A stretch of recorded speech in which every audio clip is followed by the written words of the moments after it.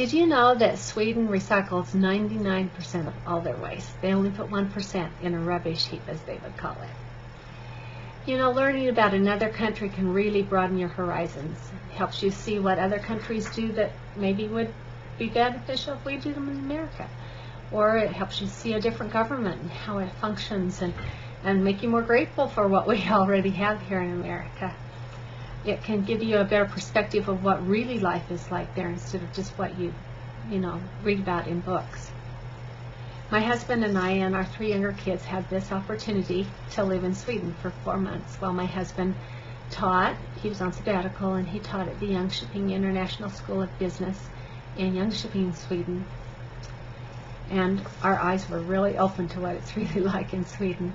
And it was kind of different, so I'm going to tell you about the land and maybe dispel some of your perceptions of what Sweden was like, some of their food choices, because food is always fun, and their back-to-nature approach is really unique and has affected their life. So we're going to talk about land, healthy living, and recycling. So let's talk about land first. I know most of us have grown up thinking that Sweden was this cold, snowy land, and for part of the country it is, but it's the less inhabited part of the country. So according to the World Fact Book, Sweden can be compared to California in size and shape. So it's a long, narrow country, and it borders Norway clear down to the southern tip of Norway, where Oslo is, and Stockholm is right across on the same latitude as Oslo, and Stockholm is in the more moderate climate, the middle climate. According to Visit Sweden, the northern climate is Norrland region, and Stockholm is in the Svealand region, is in the middle. So the Norrland region is the snowy, cold part of the country, and it is probably about 2/3 of the distance of the whole length of the country, but it's a more narrow part of the country too. And its summer temperatures can be like 55 degrees for a high, but in Stockholm it can be more like 55 to 75 degrees for a high, so they kind of have warmer, and they do have snow, it's just not as much, and it doesn't stay as long. Then they have Gotland, which is Jönköping is in that region, and it is got Malmö and Göteborg, as they pronounce it. We read it Gothenburg. And those are their 2 western coastal cities. And then Jönköping is about 4 hours inland from that, and 4 hours south of Stockholm. And that's in the Gotland region, where the temperatures can be like 69 to 89 degrees in the summer. But our friends in Jönköping said that summer is really an iffy thing, and sometimes it's measured in days and sometimes it's measured in just hours. They rarely get snow in the Gotland region. We did get some, but it didn't last a long time, and it was just more damp. Got a lot of rain, lots of moisture, just not as much snow. Their healthy lifestyle. I love the lifestyle there, and it's a beautiful country. It's just lakes and trees all over the place. It's just really pretty, and they have walking paths and bicycle paths all over throughout the country, throughout the city and throughout the countryside.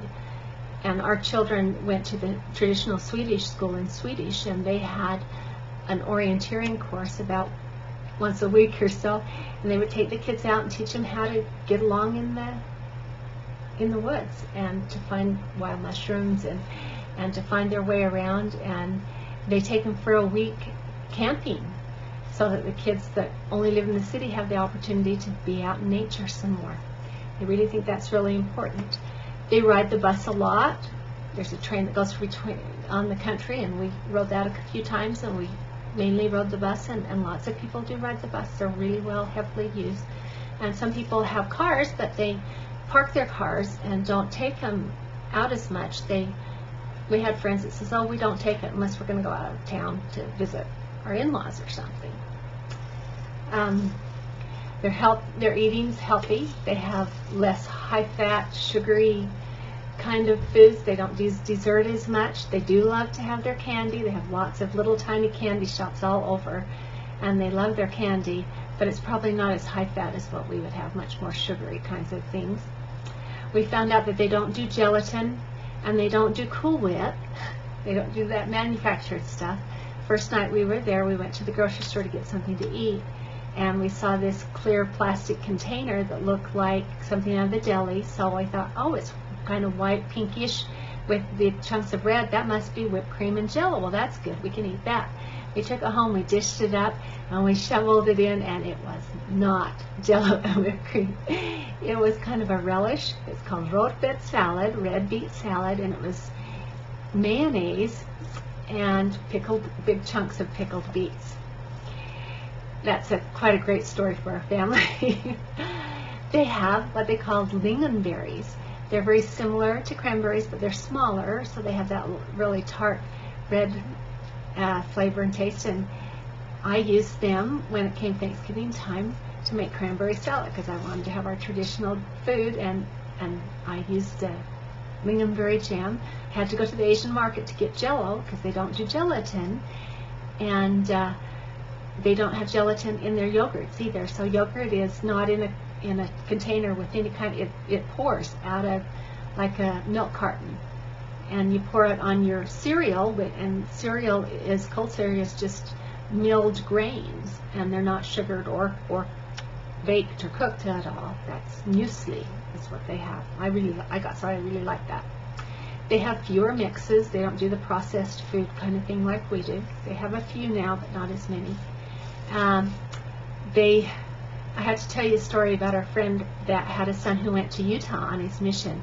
He just couldn't stand it when the sweet sisters from church would bring him pans of brownies with frosting and cinnamon rolls that were dripping in frosting and brown sugar and just really rich, because he was just not used to that, and it was just too much. He just didn't enjoy it at all.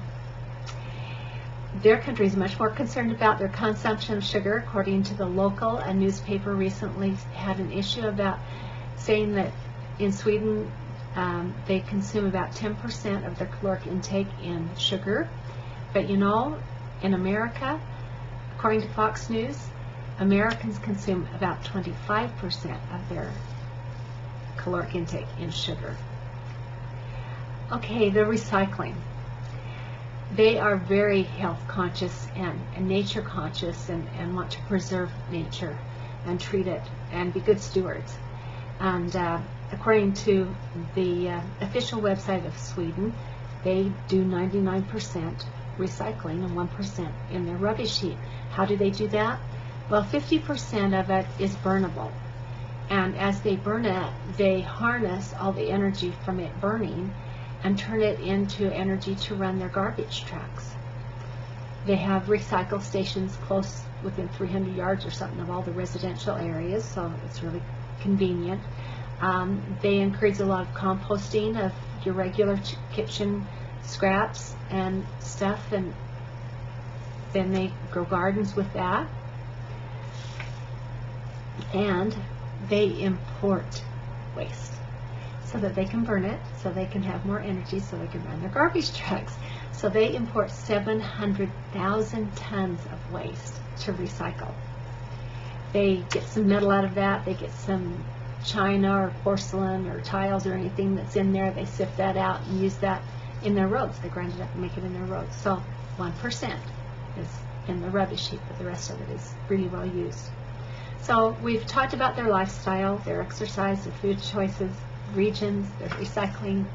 I hope you've got a little more accurate view of Sweden and their beautiful place and how they preserve it and how responsible they are. In closing, I just hope that as a people that we could learn something from them. Maybe we could preserve our nature better and enjoy it more, walk more, drive less, eat more fresh fruits and vegetables and less sugar, for a healthier life and a cleaner tomorrow.